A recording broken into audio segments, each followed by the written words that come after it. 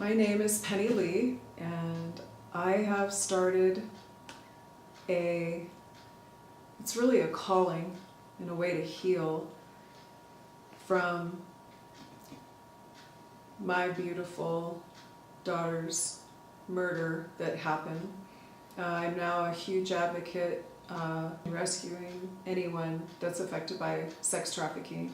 I'm asking people to put down all their differences, whether it's nationality, political. I don't really care if you're a Democrat or Republican or what kind of beliefs you have or what walk of life you come from.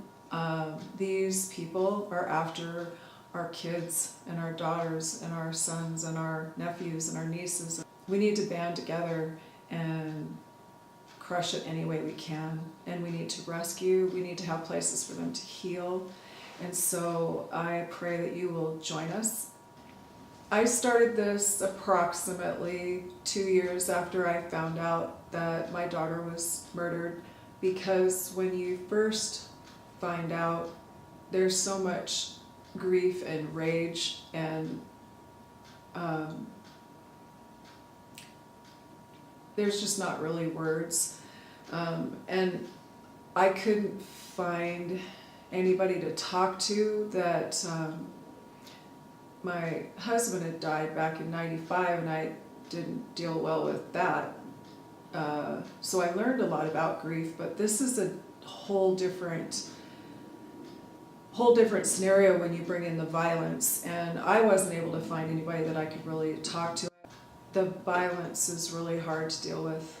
I don't remember the dates, but there was a trip, and it was in the beginning of the year, and it was the first time that her birth mom and I were going to see the one murderer they have in jail, because of course they're gonna let the other guys plea bargain, but we knew we were gonna go see the murderer. And God did a miracle, because there was a huge snowstorm. And literally, a precious sister of mine loaned me her vehicle, because I never would have even been able to get over there without her vehicle. So here I have this amazing ride to go through from Idaho to over by Seattle, and literally the pass closed behind me after we got there, and then the court actually got canceled, but we got this amazing, what we call snow day. Her mom and her sister and I especially still talk about that snow day, and we talked about how we could feel Bree, and it was amazing. And then we prayed that there would be a miracle, because talking to the people at the court, I had to go back to Idaho. And we wanted to be together to see this guy for the first time. And God did another miracle, because they actually held him, and 2 days later we actually went to court and we saw him, and then we went to see the house where they murdered her, and very brutally murdered her, and then the house where they went and dumped her body. And we were all reeling in different ways, and I was being strong. I'm always trying to be strong for them, because I'm the number 2 mom, and I know it's harder on her immediate family. Her sister called, and the pass opened up. Literally, when I was ready to go back, it opened up, and we hugged and cried and said, "Love, you gotta go." We went over the pass, and literally it closed back behind me, and all vehicles, trucks, everything. It was shut, like nobody could come or go, and I knew that was God, which comforted me. But I kept going, and then I had booked a hotel because I knew I couldn't make it all the way back to Idaho. And at 11:30 at night, and not really having dealt with anything, I show up at a hotel that I lived in after my husband died, and literally it took my breath away. But now I also know God allowed that to happen, and I knew it at the time. And then I woke up about, I don't know, 4 hours later. And the pain was excruciating because now I'm feeling the pain from seeing this guy, remembering what they did to Bree, hearing more from the court, and then the pain from my husband's death. And I just started to feel like water, like I was poured out. It was more than being crushed or shattered.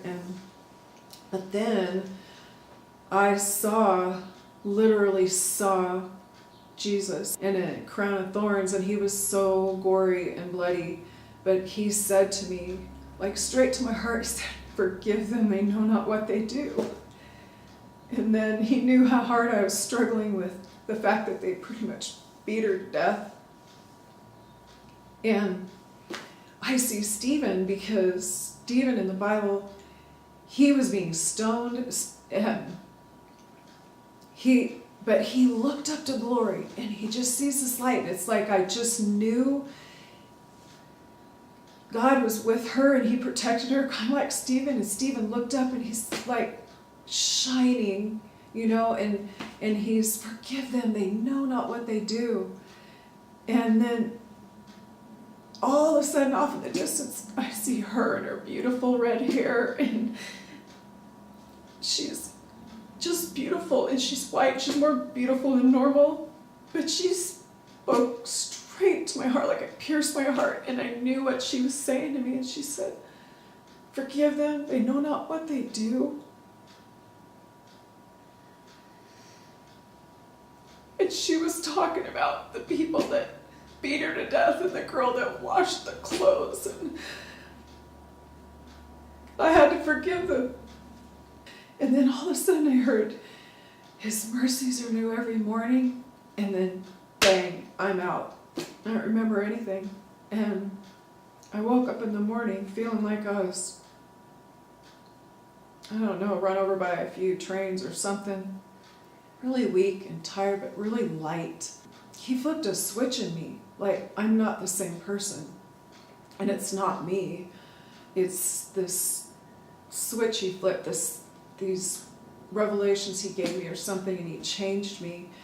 And then when I was driving through this beautiful valley where my husband is buried on the way back to Idaho, I saw a vision, and I saw this ranch, and I didn't have all the pieces, but I had this knowing that I was going to create homes and places where anybody could go, and that I would do it in honor of Bree, and Bree was going to help me. She's going to be along the way.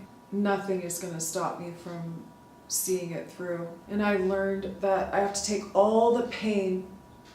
For me, it's the enemy coming at me, and all this pain and all this grief and it doesn't matter what it is, you just take it and you flip it around and you throw it back in his face, and the gates of hell will not prevail against us.